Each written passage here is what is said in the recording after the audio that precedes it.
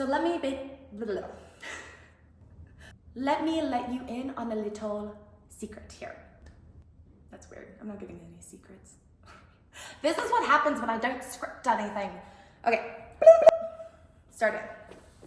So let me take you back about 10 years now. I had never stepped foot in a gym before. Hi everyone, my name is Kayla Marie and I have been a certified personal trainer for almost 10 years now. First, I started out in big box gyms, as most of us do, and now I actually rent my own space, have an LLC, and I operate independently as a solo trainer entrepreneur. So I wanted to make this video, one, to just share a little bit about me, how I got here, but also if you are a trainer, you're thinking about becoming a trainer, or you're just curious about the trainer life, hopefully this will give you some insight into how to navigate the world of training, and I hope maybe you'll take something from this. So without further ado, let's start from the very beginning, shall we? In 2011, I slipped and injured my hip really, really badly.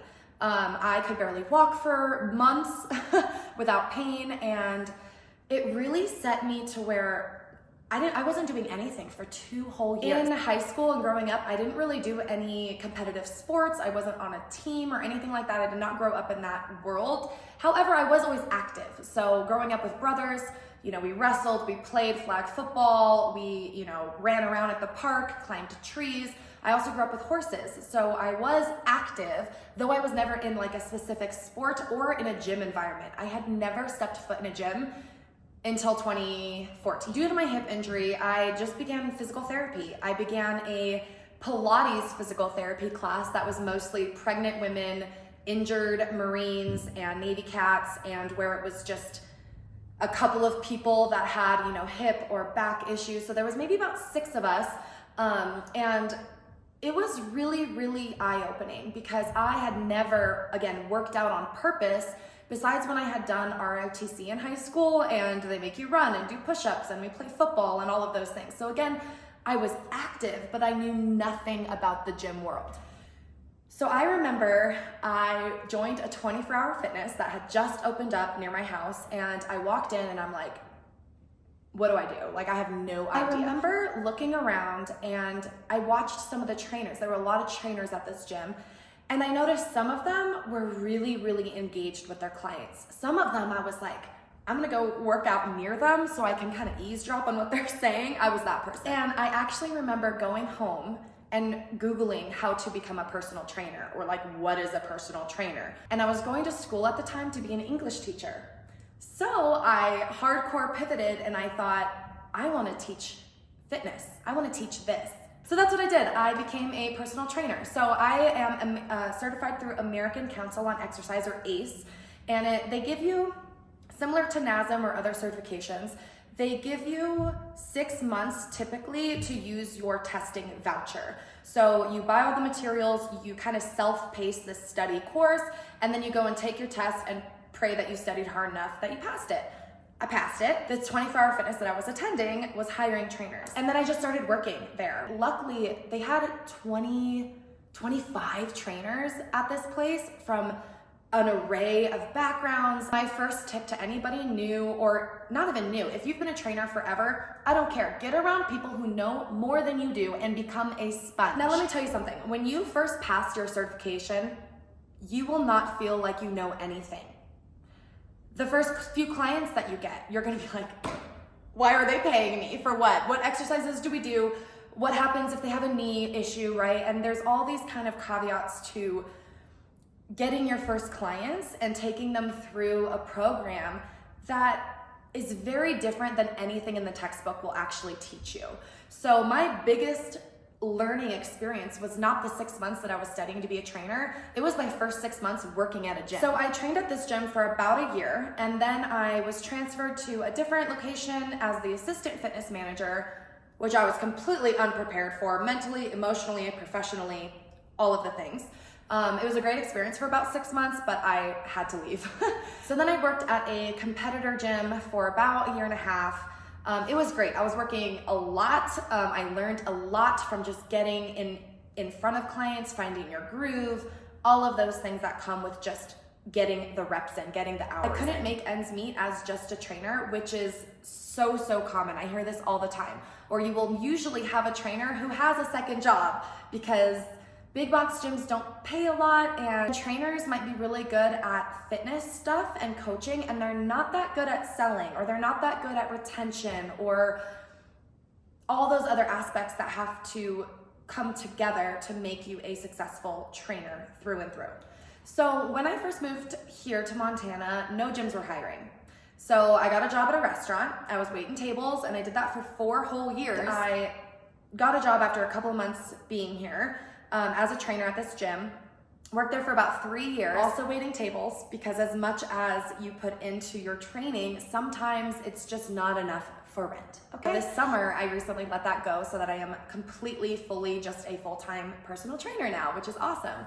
So let's talk about 5 main lessons that I've learned working in big box gyms and now being on my own for about 1.5 years. And what I would recommend if you are a new trainer, you're thinking about becoming a trainer, or just some helpful reminders if you are an experienced trainer. The first thing I want to talk about is to be a sponge.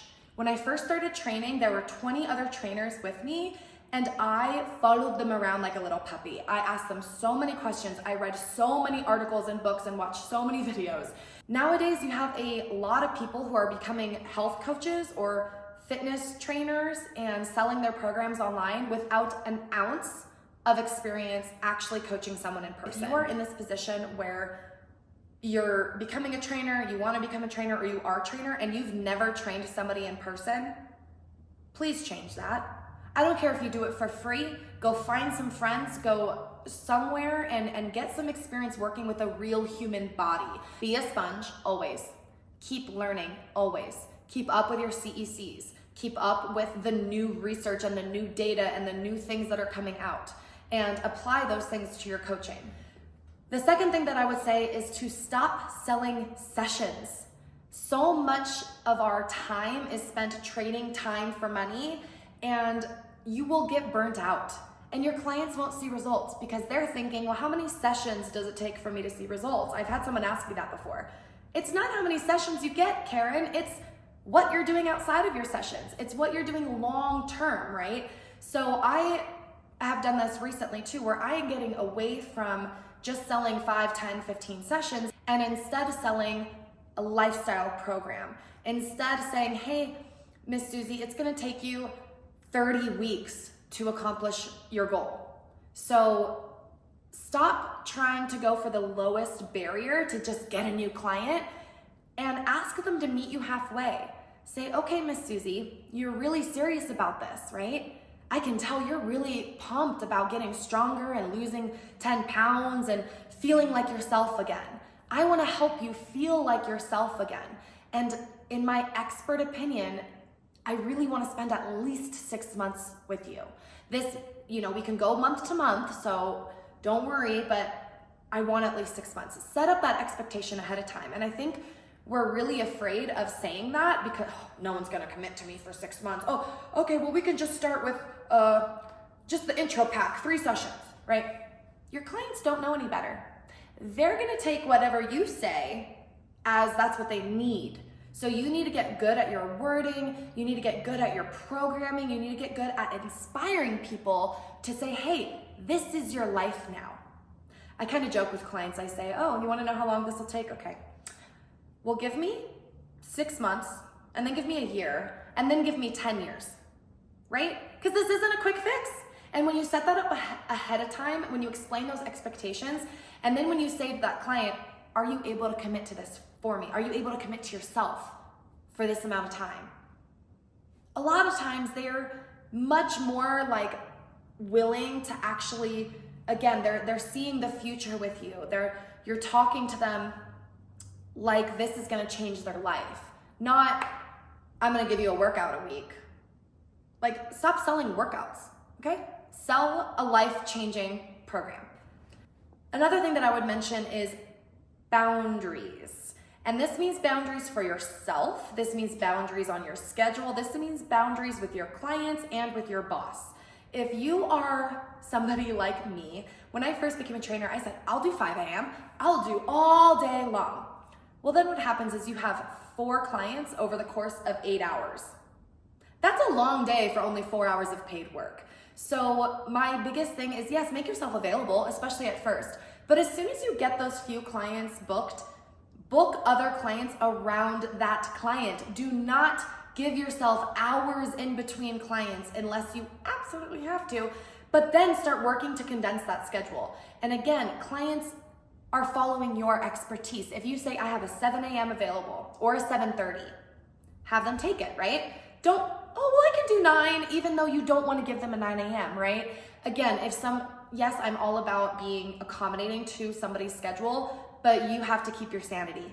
And you are gonna get burnt out working 16-hour days and only training half of that time. So work in the morning, work at night. Most of us are gonna work split shifts, but put boundaries on yourself and your schedule so that you can still enjoy doing this. I had a boss one time who loved to just add people to my schedule last minute. And eventually I had to advocate for myself. And I said, look, you need to ask me for this and you need to give me 24 hours notice. Because when I'm ready to get off work at 8 p.m. and you book an extra person, so now I'm here for an extra hour, I have to be back here at 5 a.m. the next day. This is how training works. Don't do that, okay? Don't do it. And I know you're gonna get stuck doing it sometimes, but you have to learn how to advocate for yourself, put your boundaries in place, and don't waver. Same thing with clients. If your clients are texting you all the time, fine, text them back. But if you're busy, don't think you have to text them right away. I'm all about, quick response, client communication, all of that stuff.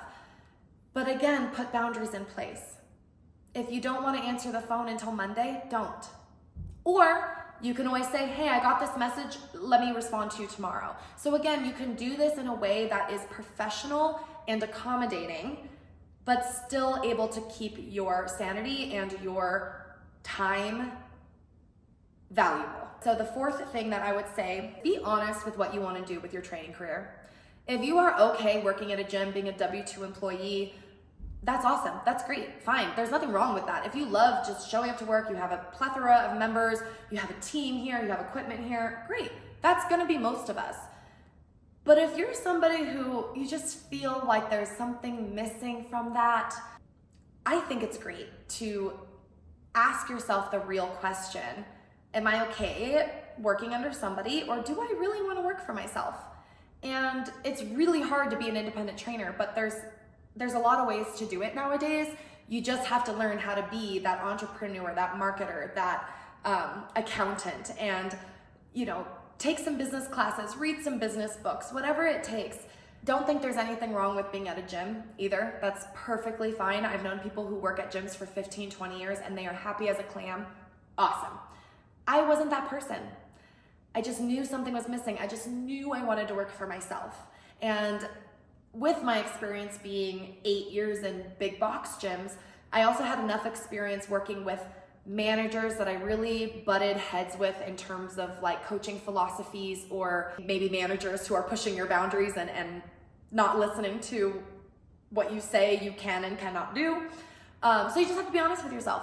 And I don't want anybody to go into this business and then get a sour taste in their mouth because they didn't put boundaries in place and they worked for somebody that didn't respect those boundaries, and they get burnt out and they hate training because the environment wasn't conducive to that. Whereas when you are a personal trainer and you love it, find a way to keep loving it. The last thing that I would just bring up is you have to ask yourself, why does this matter to you? Do you just love working out and you think you can make some cash from it? That won't stick. You have to really love working with people, working with humans. This isn't because I like working out. This is because I like seeing people change their lives and walk taller and prouder and, learn how strong they are truly. And that overflows to all these other areas of their lives. And as I've been a trainer, I've trained people who, needed to lose weight to donate a kidney to their dying partner. That sticks with you. And if it's just because, oh, well, I want to help people, get a 6-pack, fine. If that's your market, all good. for me, I do this because it literally saves people's lives. And I can't get away from that. That's why it matters to me. It's so, so important to me because one, everybody has a body and you gotta learn how to take care of it. And that's what's kept me in here for 10 freaking years is I see the changes that people make and how it really affects their lives, and I love it. I'm addicted to it. So hopefully you took something from that.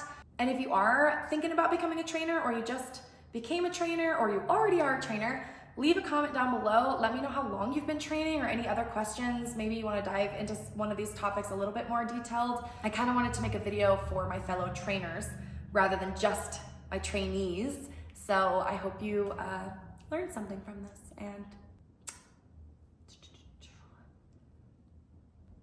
I don't know how to end this video, so bye.